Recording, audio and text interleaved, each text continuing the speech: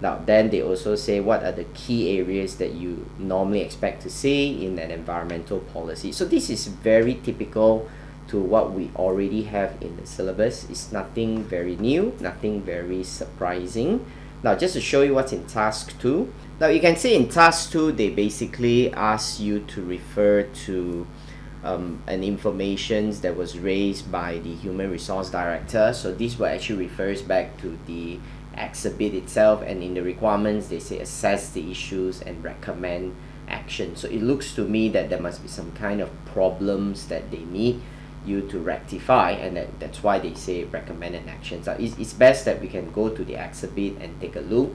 Right, so I'm here at exhibit 2 concerning the staff survey results. Now I'm not going to go through all that because it's not our intention, but you can see over here, I'm just going to zoom in to this part where I see that it says the main concern raised by the staff relating to health issues concerning exposures to chemical from low quality foam that we're using. So it's some kind of risk management. It's to do with your health and safety risk exposure, and how will you respond to that. Now then you're just going to go through the whole exhibits to identify how would you solve the problem. Alright, now because you have a pre-seen information, you will probably have an idea about what they're referring to over here in terms of the health and safety risk concerning the industry that they are in.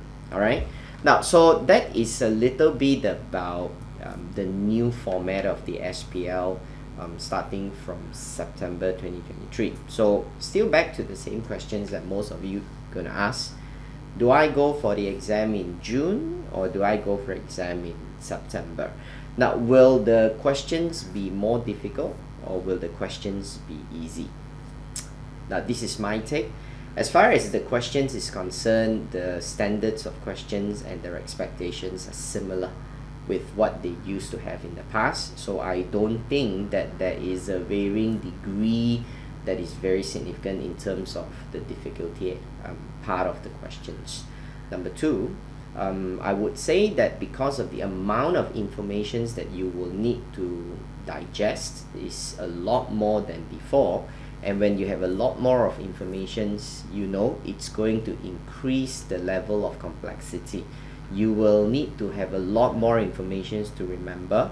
So those days we are talking about 6 to 8 exhibits. Now you're having 4 exhibits in addition to about 8 pages of information. It could be more.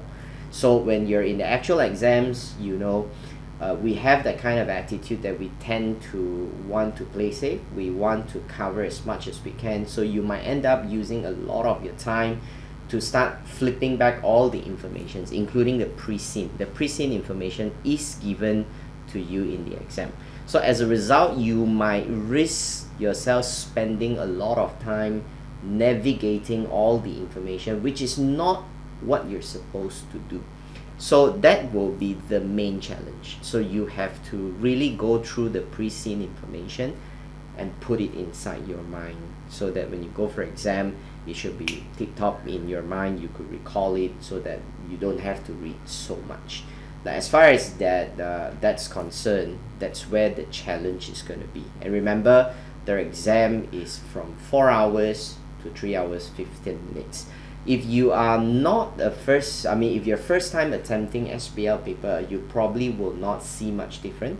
But if let's say you have attempted SBL paper in the past and you've done it under a 4 hours condition, you would definitely feel a difference when it is 3 hours and 15 minutes. You might have to readjust your perspective. Now that's my sharing a little bit about this new format for the SBL exam. So I hope you can make good decisions for yourself, whether you want to take exam in June or you want to take exam in September with the existing format or a new format. Whichever options you go, I wish you all the best of luck. Thank you very much.